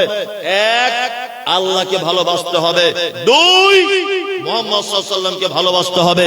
তিন, আল্লাহ রাস্তায় জিহাদ করাটা তোমাদের কাছে পছন্দ করতে হবে। জিহাদ মানে আমি আপনাকে কথা বলছি না তলোয়ার নিয়ে মারামারি করতে হবে। জিহাদ মানে এটাও একটা লোক অপরাধ করছে, সমাজে একটা লোক মদ পান করে, সমাজে একটা লোক চোর, সমাজে একটা লোক বিশৃঙ্খল, সমাজে একটা লোক অপরাধী, একই মানুষটার জন্য সমাজ পরিবর্তন হতে চাইছে না। এই রকম মানুষের বিরুদ্ধে আপনি পদক্ষেপ গ্রহণ করুন, তাকে অন্যায় থেকে সরানোর, এর নাম জিহাদ। এর নাম কি? জিহাদ। আমাদের ভালোবাসা কেমন? আল্লাহু আকবার। এত ভালোবাসা আছে? আছে বলুন। সামান্য একটা হাদিস, সামান্য। যাদের খাওয়ার প্রয়োজন রয়েছে, যারা খাওয়া মনে করছেন খাননি, তারা রোডের সাইডে যে গেট আছে, গেটের কাছে কুপন আছে, যে খেয়ে আসতে পারে। যাদের খাওয়ার দরকার আছে গিয়ে খেয়ে আসতে পারে। সামান্য একটা হাদিস, আমরা সে হাদিসগুলোকে মানতে পারি না, নিজের জীবনে বাস্তবায়ন করতে পারি বলুন? আমি বলেছি নবীকে ভালোবাসার বহির প্রকাশ হচ্ছে উনি যেটা আদেশ করেছেন মেনে নেওয়া, যেটা নিষেধ করেছেন সেটা কি ছেড়ে দেওয়া, তাই না? তো নবীজি আদেশ করেছেন এরকম কিছু কথা বলবো? হ্যাঁ বলি। আর নবীজি নিষেধ করেছেন এরকম কিছু একটা হাদিস বলি? তাহলে ইনশাআল্লাহ আমরা দুটো হাদিস মেনে নেব ইনশাআল্লাহ। এক, মুহাম্মদ সাল্লাল্লাহু আলাইহি ওয়াসাল্লাম তিনি বলছেন এক মুসলিম আর এক মুসলিমের উপরে 6টা জিনিসের হক রাখে। আর একটা হাদিসে আছে 5টা। শায়েখ বসে আছেন, দুটোই সহিহ হাদিস, দুটোরই হাদিস সহিহ, 5টারও সহিহ, 6টারও সহিহ। আমি 5টারটা বলছি, ছোট্ট ছোট্ট, এগুলো আপনারা আমল করবেন ইনশাআল্লাহ। করব। এক, রাদ্দুস সালাম। কারোর সঙ্গে দেখা হলে কি বলতে হবে? আসসালামু আলাইকুম। ইনশাআল্লাহ বলবো আজকে থেকে ইনশাআল্লাহ। Good morning, good evening, hi hello, কেমন আছিস, এসব চলবে না। দেখা হলে কি বলতে হবে? আসসালামু আলাইকুম। সবাইকে সালাম দেবে ইনশাআল্লাহ, শুধু বউকে দেওয়া যাবে না। বউকে দেওয়া যাবে সালাম? এই বউকে দেওয়া যাবে? এখানে একটা লোক আছে যে আমি আমার বউকে সালাম দিই। কে? তুই নতুন বিয়ে করেছিস বলে দিচ্ছিস, তোর আমি চিনি না, তোর জন্ম থেকে দেখছি তোকে আমি। তুই নতুন বিয়ে করেছিস এখন ওই জন্য দিচ্ছে। ওই রকম প্রেম কথা আমাদের সব পুরাতন হয়ে গেছে। খ্যাপা কথা, ওইটা নতুন নতুন। কেউ এখানে আছেন যে আমি আমার বউকে সালাম দিই স্ত্রীকে? আমার স্ত্রীকে সালাম দেওয়া বিপদ। কি বললাম বুঝলেন? আমার মাদ্রাসাতে আনারুল গেছে, আমার মাদ্রাসায়। আমার মাদ্রাসাতে একটা বাংলা টিচার, তো ওকে বলছে তুমি তোমার বউকে সালাম দাও। তো যে হুজুর কেমন লজ্জা লাগলো, আমি যে একবার দিয়ে দেখো কি হয়। তো বলছে হুজুর আপনি যখন বলছেন তাহলে টেস্ট করবো। নিয়ে 1 সপ্তাহ 15 দিন ওর সঙ্গে দেখা হয়। তো আবার জলসা করে মাদ্রাসায় গেছি, এই সাবির তোমার বউকে সালাম দিয়েছিলে? বলছে মৌলভী সাহেব সালাম দিও, এক বিপদে পড়েছি। যে কি বিপদ? বলছে আমার বউকে বলেছি আসসালামু আলাইকুম, আমার বউ দরজা খুলে বলছে তুমি কি আমার চিনতে পারছো না যে আমি তোমার বউ? বুড়ো বয়সে ঢং করে আবার সালাম দিচ্ছে। তুমি কি চিনতে পারছো না আমি তোমার বউ? সালাম দিচ্ছে কেন? তার মানে বুঝতে পারা যাচ্ছে যে আমাদের মাঝে এটা একটা রীতি যে পরিচিত কাউকে সালাম দিতে কি হয় না। ও তো ঘরের বউ, ওকে আর কি সালাম দিব? শুনুন, কিছু কিছু টিপস আছে যে টিপস গুলো নিতে হয়। যেমন আমাদের পাড়া গ্রামের স্বামী স্ত্রীতে একটু আধটু অশান্তি হয়, হয় না? হয়তো আপনি ওর বাপের বাড়ির ব্যাপারে একটু বিরুদ্ধে কথা বলেছেন, ও দেখবেন সারা রাত উল্টো দিকে শুয়ে আছে, এত ডাকছেন, এমন করছে মনে হচ্ছে আপনাকে মারলেও সুবিধা হয়। অনেক সময় এরকম ঝগড়া ঝামেলা হয় না? হয়। রাত্রে ঝগড়া হয়েছে, সারা রাত কেটে গেল, কেউ কারোর দিকে ফিরছে না। আবার সকাল হয়ে গেল, সকাল উঠে চা করো এরকম করছে। আবার ওর মেয়েকে দিয়ে বলছে তোর বাপকে বল চা খাবে কি জিজ্ঞেস কর, মানে ও নিজে বলছে না। এরকম অনেক সময় হয় না? নিয়ে যেদিন দেখবেন রাতে ঝগড়া হয়েছে, দিনে ঝগড়া হয়েছে, সেদিন আপনি টার্গেট করবেন 50 বার ওকে সালাম দেব। দেখবেন যতই শত্রু হোক তাকে সালাম দিলে জোরে উত্তর না দিলে অন্তরে অন্তরেও দিবে। দিবে কি দিবে না? আসসালামু আলাইকুম বাংলা মানে কি? আল্লাহ তুমি তার উপরে শান্তি বর্ষণ করো, তাই না? এখন আপনি আপনার বউকে বলছেন আসসালামু আলাইকুম, ও মনে মনে বলছে ওয়ালাইকুম আসসালাম, আপনাকে শোনাচ্ছে না মনে মনে। আচ্ছা যদি 50 বার সালাম দেন আর একবার যদি সালাম কবুল যদি হয়ে যায়, তাহলে অশান্তি সংসারে শান্তি নেমে আসবে কি আসবে না? আসবে। তার মানে বউয়ের সঙ্গে অশান্তি হবারও একটা জাদু বেশি করে সালাম দেওয়া, তাই না? বেশি করে সালাম দিবেন, আসসালামু আলাইকুম তোমার উপরে আল্লাহর পক্ষ থেকে শান্তি বর্ষণ হোক। ও কি বলবে? ওয়ালাইকুম আসসালাম তোমার উপরেও হোক, তাই না? তো দুজনেই যখন দুজনের জন্য শান্তি কামনা করব, আর একবার যদি সালাম আসমানের উপরে উঠে যায়, তাহলে আর অশান্তি থাকবে? বলুন থাকবে? থাকবে না। আমরা এক অপরকে দেখে সালাম করব ইনশাআল্লাহ। হাটে ঘাটে বাজারে ব্যবসা বাণিজ্যে বন্ধু বান্ধব দেখা হলে ছেলে মেয়ে আত্মীয় স্বজন কি বলবো? আসসালামু আলাইকুম। ওয়াইয়াদাতুল মারিজ, কেউ অসুখে পড়ে গেলে কি করবেন? পাড়া প্রতিবেশী কেউ অসুখে পড়ে গেলে দেখতে যেতে হবে, তাই না? অসুখে পড়ে গেলে দেখতে গেলে লাভ না লস? কত লাভ! আল্লাহু আকবার। আপনাকে ছোট্ট একটা কথা বলে দিই, এই কথাটা আপনি আমল করার চেষ্টা করবেন। পাড়ার দক্ষিণ পাড়াতে একজন অসুস্থ, আপনি গেলেন তাকে দেখতে, ভালো করে বুঝবেন। আপনি গেলেন, যাওয়ার পরে তার মাথায় হাত দিয়ে বলছেন লা বাসা তাহুরুন ইনশাআল্লাহ, চাচা তুমি টেনশন করো না, আল্লাহ তোমাকে ভালো করে দেবে। কোন ডাক্তার দেখাচ্ছ? না ফটিক ব্যানার্জিকে দেখাচ্ছি। ওকে বাদ দিয়ে দাও, আব্দুল্লাহ বলে একটা ডাক্তার আছে রায়গঞ্জে বসে, ওকে দেখো। এরকম দুটো একটা পরামর্শ দিয়ে দিলেন। কি বললাম বুঝলেন না? পরামর্শ দেওয়ার পরে আপনি সকাল বেলাতে যদি রোগীটাকে দেখতে যান, সন্ধ্যা হবার আগ পর্যন্ত আসমানের ফেরেশতারা আপনার জন্য এই বলে কামনা করে যে আল্লাহ রোগীকে তো ভালো করবে করবে, যে দেখতে এসেছে তাকে আগে সুস্থ করো, তাকে আগে কল্যাণ দান করো, তারপর রোগী। আচ্ছা বলুন তো, তাহলে রোগী দেখতে গেলে লাভ নিজের না রোগীর? রোগীর তার থেকে বেশি নিজের। আনিকুল ইসলাম অসুস্থ, আমি দেখতে গেলাম ওকে, ও কার দোয়া পেল? আমার দোয়া পেল, তাই না? আর আমি কার দোয়া পাচ্ছি? ফেরেশতাদের। তার মানে কাজ বেশি কার? আল্লাহু আকবার। দেখতে গেলে লাভ বেশি। ইত্তিবাউজ জানাইজ, কেউ মারা গেলে তার জানাজার সালাত আদায় করতে যাবেন ইনশাআল্লাহ।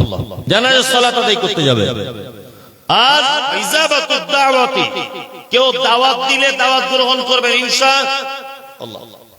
আমরা বিশেষ করে যারা আহলে হাদিস বলে দাবি করি, আমার একটা খুব খারাপই আছে, খুব খারাপ। বলছে সবে বরাত আস্তাগফিরুল্লাহ, ওটা বিদআত। আচ্ছা, কেউ মারা গেলে ভোজ করা, অনুষ্ঠান করা, গরু কেটে খানা করা, বুঝছো ওটাও বিদআত। চল্লিশা, বুঝছো ওটা তো একদম নাজায়েজ। মুসলমানি, খাতনা, অনুষ্ঠান, বুঝছো ওটাও নাজায়েজ।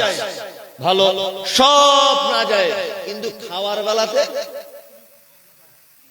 খাবার বেলা তখন আর ওটা নাজায়েজ থাকে না, তখন জায়েজ হয়। দাঁত খোঁচরাতে খোঁচরাতে বার হচ্ছে, তো বলছে কি ব্যাপার চাচা, কোথায় দাওয়াত বাড়ি গিয়েছিলে? বুঝে সে অমুকের মা মরে গিয়েছিল না, আজকে সে 40-এর দিন না 4 দিনের দিন খাওয়া দাওয়ার ব্যবস্থা, ওই জন্য গিয়ে একটু খেয়ে এলাম। আশ্চর্য ব্যাপার। আচ্ছা, যে কোনো দাওয়াত বাড়িতে আপনি যেতে পারবেন? আপনি তো মানুষ, মানুষ না? পৃথিবীর প্রতিটা প্রাণী তার রবের সিদ্ধান্ত অনুযায়ী চলে। চলে কি চলে না? চলে। জীবনে কোন কুকুরকে আপনি দেখেছেন যে জমিতে গিয়ে ধান খাচ্ছে? ও খিদা বেশি লেগে গেলে বাচ্চা ছেলের পায়খানা চেটে খায়, তবুও কোনোদিন আপনার ধানের জমিতে গিয়ে ধান খায় না, সবজির জমিতে সবজি খায় না, খায়। একটা গরু খেতে যদি না পায়, শুকনো এই খেড়গুলো খাবে, তবুও কোনোদিন আপনার বাড়িতে গোশত রান্না আছে হাঁড়ির ভিতরে গিয়ে কোনোদিন খেয়ে নেবে না। তার মানে আল্লাহ ওকে যেটা খেতে বলেছে ও সেটা খায়, আল্লাহ ওকে যেটা নিষেধ করেছে সেটা খায় না, তাই তো? কিন্তু মানুষ, আল্লাহ যেগুলো নিষেধ করেছে সেগুলোও খায়, মুহাম্মদ সাল্লাল্লাহু আলাইহি ওয়াসাল্লাম যেগুলো নিষেধ করেছে সেগুলো খায়। একটা কুকুর আপনি 20 দিন তাকে খেতে দেবেন না, সে খাবে না। আপনি দুটো আলু কেটে তার সামনে দেন তো জীবনে খাবে না। একটা বাঁধাকপি ফুলকপি নিয়ে দেন তো খাবে? খাবে না। ও বাচ্চা ছেলে পায়খানা খাবে, কিন্তু ও ওটা খেতে পারবে না। তার মানে পৃথিবীর প্রত্যেক প্রাণী তার রবের নির্দেশনাবলিতে চলে, চলে না? কিন্তু মানুষ এত বড় বোকা যে আমরা রবের নির্দেশ মানি না, মুহাম্মদ সাল্লাল্লাহু আলাইহি ওয়াসাল্লামের নির্দেশ মানি না। কে এটা কি জিজ্ঞেস করছে? দাদা দেখুন, এসব জিজ্ঞেস করার উত্তর দেওয়ার মতো জ্ঞান আমার নেই। এখানে শায়েখ বসে আছেন, এটা আমার চরম বিয়াদবি। তারপরে আমি পড়ে দেখছি, আমার জানা থাকলে আমি বলবো, না তো বলবো। কি বললাম বুঝলেন? আসলে মানুষ এখন মনে করে যে বক্তা মানে পৃথিবীর সব থেকে বড় আলেম। কি বললাম বুঝলেন? আসলে বক্তব্য তো ভাই এটা কোনো ব্যাপারই নয়, যা থুতুনির জোর সেই বক্তা। কি বললাম বুঝলেন? ইলমিয়াত আলাদা আর বক্তা আলাদা। আসতে এখন তো যত বক্তা বেশিরভাগ সব নকল। আমি মনে মনে হাসি মাঝে সাঝে। হ্যান্ডবিলে লিখছে বদরুদ্দোজা নাদবির নকল, হ্যান্ডবিলে লিখছে নূর মোহাম্মদের নকল, হ্যান্ডবিলে লিখছে যে দেলার হোসেন সাইদির নকল। মনে মনে ভাবি যে বক্তাই যদি নকল হয়, ও সঠিক কথা বলবে কি করে? তো নিজেই নকল। এই মাঝে সাঝে ভাবি এটা। দেখবেন বক্তা বক্তব্য দিতে আসছে, ওই আব্দুর রাজ্জাক বিন ইউসুফ যা বলেছে ওই ক্যাসেটটাই শুনে এসে এখানে চালিয়ে দিচ্ছে। নূর মোহাম্মদ কবে ওইখানে বক্তব্য রেখেছিল ওইটাই মুখস্থ করে এখানে বলে দিচ্ছে। তা মনে মনে ভাবছি যে ও নিজেই যদি ডুপ্লিকেট হয়, ও জাতিকে কি করে সঠিক কথা বলবে? আশ্চর্য ব্যাপার। আমার বেশি ইলমি আছে, তবে নিজে নিজে পড়ে বাংলা বই টই এটুকুনিকে পেপার পত্র পত্রিকা আবি যাবি পড়ে জ্ঞান অর্জন করে নিজের জ্ঞানের উপরে বলার চেষ্টা করি যে আমি যেটা বুঝেছি বাবা সেটা বললাম। কি বললাম বুঝলেন? আচ্ছা, এই জন্য বলছেন ফেতরা আদায়ের মাধ্যমে ও ফেতরা সর্দারের মাধ্যমে বন্টন করা কি বাধ্যতামূলক? নিজের ফেতরা নিজে কি বন্টন করা যায়? এ ব্যাপারে বিস্তারিত কিছু বলবেন। আপনাদের এখানে কি হয়? সর্দারের কাছে জমা হয়? আচ্ছা, সর্বপ্রথম আমাদেরকে ফিতরার বিষয়টা জেনে নিতে হবে, সেটা হচ্ছে এই যে যাকাত যেটা ফরজ হয় ওটা সম্পদের উপরে নির্ভর করে যাকাত ফরজ হয়, আর ফিতরা ব্যক্তির উপরে ফরজ হয়। কি বললাম বুঝলেন? যাকাত সম্পদের উপরে ফরজ হয়, ফিতরা ব্যক্তির উপরে ফরজ হয়। ঈদগাহে যাবার আগ পর্যন্ত যে শিশু পৃথিবীতে জন্মগ্রহণ করেছে তার ফিতরা দিতে আপনি বাধ্য। কি বললাম বুঝলেন? ফিতরা কি দিয়ে দেবেন? খাদ্যদ্রব্য দিয়ে দেবেন, চাউল, যেটা আপনার প্রধান খাদ্য, আপনি সেই খাদ্য দিয়ে ফিতরা দিবেন। একথাই চূড়ান্ত। ফিতরা নিজে দেবেন না সর্দারের কাছে জমা করবেন? সুন্নত পদ্ধতি হচ্ছে নিজে দেওয়া, মাথায় রাখবেন। সর্দারের কাছে জমা করতেই হবে, এটা ইসলামের কোনো বিধান নয়। আমি মুমতাজুল ইসলাম জেনে বুঝে জানা আছে বলে আপনাকে আমি জানাচ্ছি। কখন সর্দারের কাছে জমা করবেন? সর্দার যদি আমানতদার হয়। কি বললাম বুঝলেন? কিসের আমানতদার? আপনার ফিতরা জমা নিল, ঈদগাহে যাবার আগে ফিতরা যারা পাওনাদার বা যারা প্রাপ্যদার তাদের বাড়িতে পর্যন্ত পৌঁছে দিল। এই কথা বা এই দায়িত্বর আমানত যদি রক্ষা করে সর্দার, তাহলে আপনি সর্দারের কাছে ফিতরা জমা করবেন, নত আপনি একা একা ফিতরা দিবেন। এটাই ঠিক। সুন্নত পদ্ধতি হচ্ছে একা একা দেওয়া। এই আপনারা যদি মনে করেন একটা মানুষ একটু বেশি করে পাবে সর্দারের কাছে জমা করলে, এই রকম দিকটা যদি আপনি ভাবেন, সর্দারের কাছে আপনি দিতে পারেন, তবে সর্দার আমানতদার কি না এটা আপনাকে দেখতে হবে। আমাদের বর্তমানের যে সর্দারেরা, বাবা অনেক সর্দার তো আছে ফিতরার টাকা মেরে পর্যন্ত খেয়ে নেয়, হিসেবের গন্ডগোল করে না? অনেক সর্দার এরকম আছে। ঈদের নামাজ মিটে যাচ্ছে, তার 15 দিন পরে ফিতরা বিলি করছে। এই সর্দারের কাছে ফিতরা জমা করবেন না। ঈদের পরের দিন যদি কোনো ফিতরা সর্দার বিলি করে, তাহলে তার কাছে ফিতরা জমা করবেন না। আমানতদার যদি হয় সর্দার, ঈদের মাঠে যাবার আগে যদি ফিতরা বিলি করে, তাহলে আপনারা তার কাছে ফিতরা জমা করতে পারেন, এতে কোনো সন্দেহ নাই। না না, বেশি আমাকে জিজ্ঞেস করুন, আমি বেশি বলতে পারি না।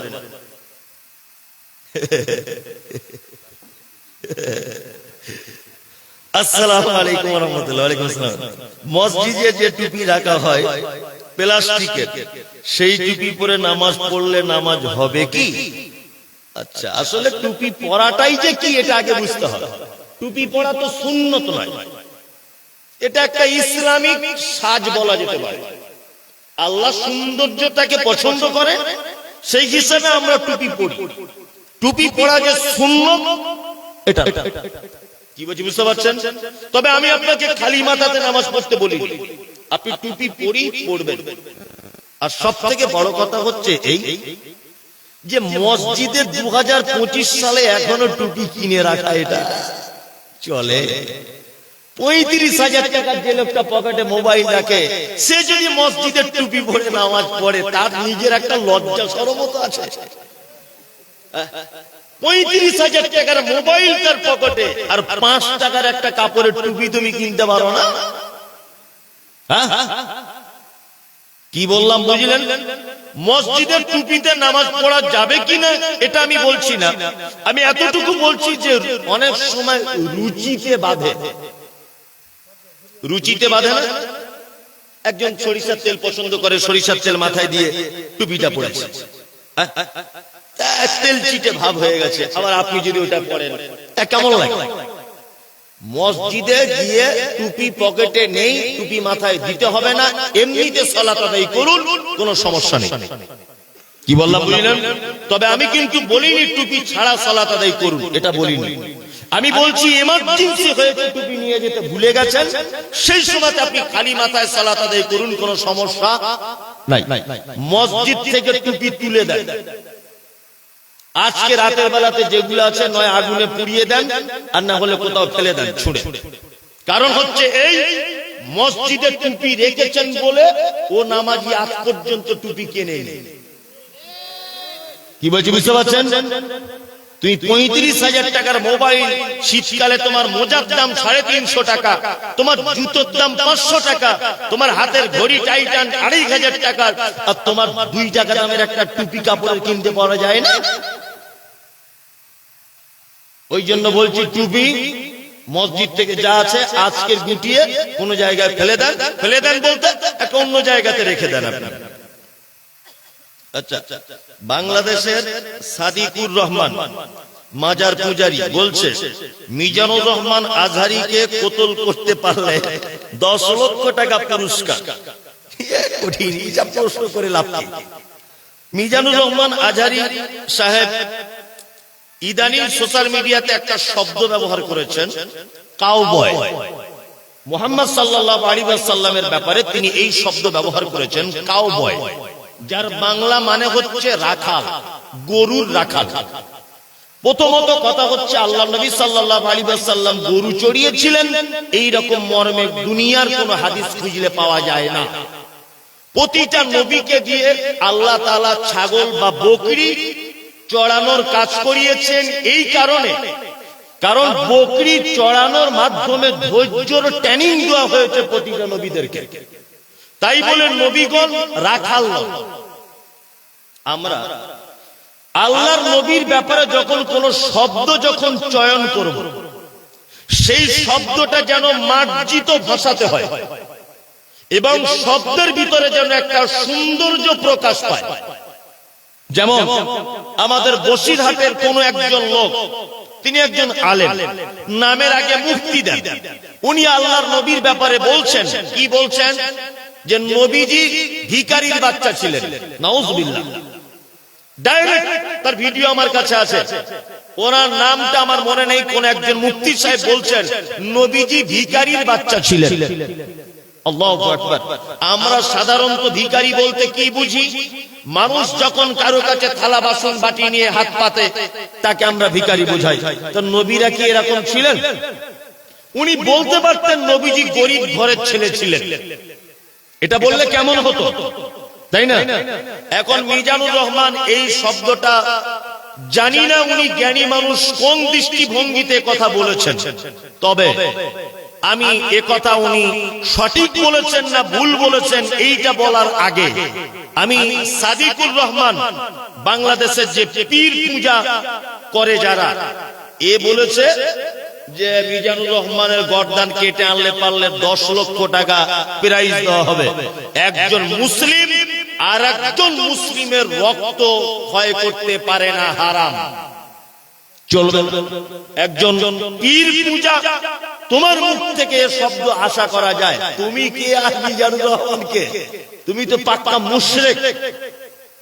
তুমি মাজারের ধ্বজা ধরে বেড়াও, তুমি মাজারের সেজদা দাও, তুমি মাজারের চাদর চড়াও, তুমি তো মুশরিক।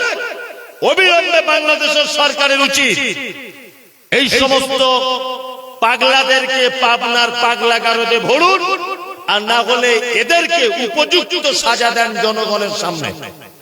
একটা আলেমের ব্যাপারে কথা হুঁশিয়ারি দেয় কি করে যে মিজানুর রহমান আজহারির গর্দান কাটতে পারলে 10 লক্ষ টাকা তাকে টাকা দেওয়া হবে। আমি মুমতাজুল ইসলাম বক্তব্য রাখতে গিয়ে একটা শব্দ ভুল হতেই পারে, আমি মানুষ, তাই বলে আমার বিরুদ্ধে ফতোয়া দিতে হবে যে আমার গর্দান কেটে দিতে হবে? ভুলের ঊর্ধ্বে তো কেউ নেই। ভুলের ঊর্ধ্বে কেউ আছে? কেউ নেই। যিনি বলেছেন সাদিকুর রহমান, উনি একদম ঠিক কথা বলেন। তবে মুহাম্মদ সাল্লাল্লাহু আলাইহি ওয়াসাল্লামের ব্যাপারে শব্দ চয়ন করতে হবে খুব হিসাব করে আমাদেরকে, তাই না? আচ্ছা, আরেকজন লিখেছেন তার নিচে যে মহিলারা স্বামী মারা গেলে এই যে নাকের ফুল, এইগুলো, কানের দুল, এইগুলো খুলে ফেলতে হবে কি না? এটা আমার যেটা জানা আছে আপনাকে আমি বলে দিই। একজন স্বামী মারা গেলে তার স্ত্রী ইদ্যত পালন করবে 4 মাস 10 দিন। কতদিন? 4 মাস 10 দিন। এখন নাকের ফুল, কানের দুল যদি একান্ত পর্যায়ে ওকে খুলতে হয়, তাহলে এই 4 মাস 10 দিন খুলে রাখতে পারে। কিন্তু আমাদের দেশের একটা রীতিনীতি, স্বামী মারা গেছে 20 বছর, এখনো নাকের ফুল পড়ে না। কি বললাম বুঝলেন? এখনো হাতের চুড়ি পড়ে না মেয়েরা, এখনো যে সমস্ত ওদের অলংকার আছে সেগুলো পড়ে না, স্বামী নেই তাই। এটা ঠিক নয়। ও 4 মাস 10 দিন পর্যন্ত খুব ভালো কালারিং শাড়ি পরবে না, নাকের ফুল খুলতেই হবে, এরকম কোনো বাধ্যতামূলক নয়। তারপরে অধিকাংশ ওলামাদের মতামত হচ্ছে এই যে নাকের ফুলটাও নারীদের সৌন্দর্য বাড়ানোর একটি জিনিস, এই কারণে নাকের ফুলটা খুলে ফেলাই ভালো। খুলে ফেলবে কতদিন? 4 মাস 10 দিন। 4 মাস 11 দিনের মাথাতে ইচ্ছা করলে সে বিয়ে করতে পারে, ইচ্ছা করলে নাকের ফুল পড়তে পারে, ইচ্ছা করলে সব পারে। তবে আর একটা কথা বলে দিই, স্বামী মারা যাবার পর 4 মাস 10 দিন নিজের বাড়ি ত্যাগ করে অন্য কোন বাড়িতে রাত্রি যাপন করতে পারবে না। কি বললাম বুঝলেন? নিজের বাড়ি ছাড়া অন্য কোন আত্মীয়র বাড়িতে রাত্রিতে থাকতে পাবে না। এমনি 1 ঘন্টার জন্য গেল, কেউ ওষুধ দেখতে গেল, হঠাৎ ব্যাংকের একটু কাজ আছে যেতে হবে, যেতে পারে। ছেলেটা স্কুলে ভর্তি করার জন্য মাকে প্রয়োজন, ডাকছে, 1 ঘন্টার জন্য যেতে পারে। কি বললাম বুঝলেন? এই টুকটাক কাজগুলো প্রয়োজনে ও করতে পারে। 4 মাস 10 দিন স্বামী মারা যাবার পর কোন বাড়িতে, কোন আত্মীয় স্বজনের বাড়িতে, কোন জায়গাতে গিয়ে রাত্রি কাটাতে পারবে না। তবে স্বামী মারা গেছে, বউটা একেবারে একাকিত্ব ভাবে আছে, অসহায় মনে হচ্ছে, তার ভাইয়েরা যদি মনে করে যে আমার বোনটাকে আমাদের বাড়িতে ইজ্জত পালন করাবো, আর বোন যদি মনে করে ওই জায়গাটা আমার জন্য নিরাপদ, তাহলে সে তার ভাইয়ের বাড়িতে গিয়ে ইজ্জত পালন করতে পারে। তবে স্বামীর বাড়িতেই ইজ্জত পালন করা উত্তম। কি বললাম বুঝলেন? সংক্ষিপ্ত আকারে আমার যেটা সঠিকভাবে জানা ছিল বলে মনে করেছি, আমি ওটা আপনাদের সামনে বলার চেষ্টা করেছি ইনশাআল্লাহ। এটা মসজিদের জলসা, মসজিদের জলসা। রাত্রি 12টা বাজে, আপনাদেরকে আমি বসার জন্য বলবো না, আর আপনাদেরকে আমি চলে যেতে বাধ্য করব না। তবে এতটুকু জিনিস বলবো যে আপনারা আল্লাহর রাস্তায় মসজিদকে কিছু দিয়ে যান, কেউ খালি হাতে যাবেন না। 10 টাকা, 5 টাকা, 20 টাকা, 100 টাকা, যার কাছে যা আছে আপনারা একটু আল্লাহর রাস্তায় দিয়ে যান। আল্লাহ আপনাদের মালে বারাকা দান করবে ইনশাআল্লাহ। পানির বোতলটা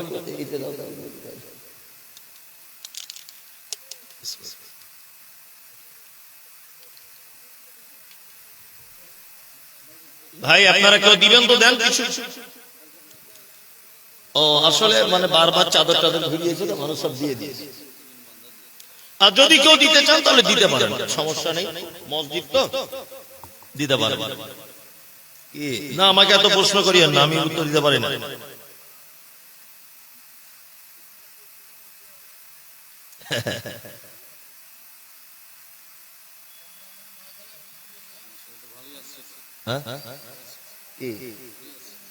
পয়সা মাশাআল্লাহ দেন দেন। আরে আল্লাহু আকবার। আপনার বাড়ি কোথায়? এই গ্রামে? ইনি আমার সাথে উমরা হজে গিয়েছিলেন। মাশাআল্লাহ, ভালো আছেন? আলহামদুলিল্লাহ। জি, কি লিখেছে আমি তো বুঝতে পারছি না। বলে দেবেন, যদি কেউ দিতে চান তো দিয়ে দেন, আল্লাহর রাস্তায় দেন।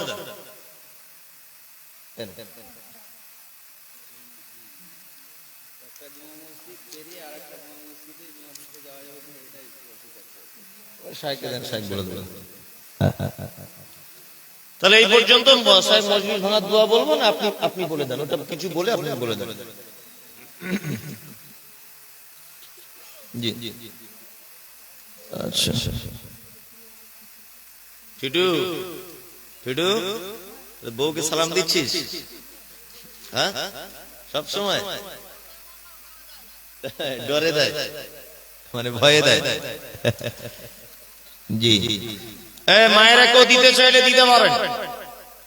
মজলিস ভাঙা দোয়া বলবো শেখ নাকি আপনি বলবেন? গজল আমি বলবো না, না। ও আমার ব্রাদার আনিকুল ইসলাম 1000 টাকা দিবেন। জি, আল্লাহ তুমি তার দানকে কবুল করে নাও, আমিন। হাজির বেটার বিয়ে হলো কাজীর বেটির সাথে, হাজির বেটার বিয়ে হলো কাজীর বেটির সাথে। কাজীর বেটি বলছে আমি যাব সিনেমাতে। হাজির বেটা বলে ওগো বাপ যে আমার হাজি, ওগো বিবি তোমার কথায় কেমনে হব রাজি। কাজীর বেটি দুঃখ মনে কথা নাকি বলে, হাজির বেটা পড়লো পেরে বোঝাই কোন চলে। সিনেমা দেখা মেয়ে মানুষ ঘরে রাখা দায়, অবশেষে রাজি হতে হলো নিরুপায়। হাজির বেটা বলে শোনো শোনো গো সুন্দরী, আমার ছোট আমার জামা পড়ো তাড়াতাড়ি। দুই বন্ধুর মতো তারা গেল সিনেমাতে, রাস্তা তাদের জানা আছে সন্দেহ নাই তাতে। বিয়ের আগে কত গেছে হিসাবকে বা রাখে। হলের সামনে দাঁড়িয়ে গেল লাগলো আলোর ছটা, অনেক দিনের পুরাতন বন্ধুর সাথে হলো দেখা। বন্ধু বলে ওরে বন্ধু এটা কে তোর হয়? বন্ধু বলে ওটা আমার শালার পরিচয়। রাগ করো না বলছি আমি শোনো দিয়া মন, কেমনেতে মোদের ঘরে নারীর আগমন। যদি করো নামাজের রোজা দেখাও পরহেজগারি, বাজারেতে কিনলে শাড়ি সঙ্গে পাবো নারী। আসল নারী মা খাওয়া এলো দুনিয়াতে, ওই নারী হতে এত নারী হিসাবকে বা রাখে। বর্তমানে দেখি শুধু নারীর আমদানি, নারীর পটোয় ব্যবসা চালায় হাজারো দোকানি। মৌলবী মাওলানা আর হাজি গাজী ভাই, বর্তমানে নারীর হাতে বাঁচার উপায় নাই। রেডিও টেলিভিশন আর সিনেমা হলে দলে দলে যাচ্ছে পুরুষ নারী আছে বলে। দেশলাইটা হাতে নিয়ে ঠুকতে যাব কাঠি, ঠোকার আগে তার উপরে আছে নারীর পাটি। নববর্ষের দিনে দেখো হাজার দোকানদার, নারী মার্কা ফটো দিয়ে দিচ্ছে ক্যালেন্ডার। বাজারেতে চা বিস্কুট আনবে সবাই কিনে, সেটাই দেখো নারীর ফটো বিস্কুটের ওই টিনে। আলকাতরা টিনে দেখো নারীর ফটো আছে, আলকাতরা টিনে দেখো নারীর ফটো আছে। বেশি দামে আলকাতরা বিক্রি হবে বলে, পানের সঙ্গে জর্দা খায় 300 পাতির কোটো। সেটাই দেখো বাদানাইকো আছে নারীর ফটো। ইকো কিনুন পটাশ কিনুন, তার বস্তার উপর দেখতে পাবে নারীর পিকচার। সাইকেলের ওই সামনের চাকায় মার্কেটের ওই নিচে, সাইকেলের ওই সামনের চাকায় মার্কেটের ওই নিচে। সেটাই দেখো বাদানাইকো নারীর ফটো আছে। তোর বউকে যাই না দেখা যায় না রাস্তাঘাটে, ওই বউকে দেখবে সবাই ভোটের তালিকাতে। আর বলবো না, আমাকে খেপা পেয়েছে নাকি? আর একটু বলো, আর একটু বলো। এই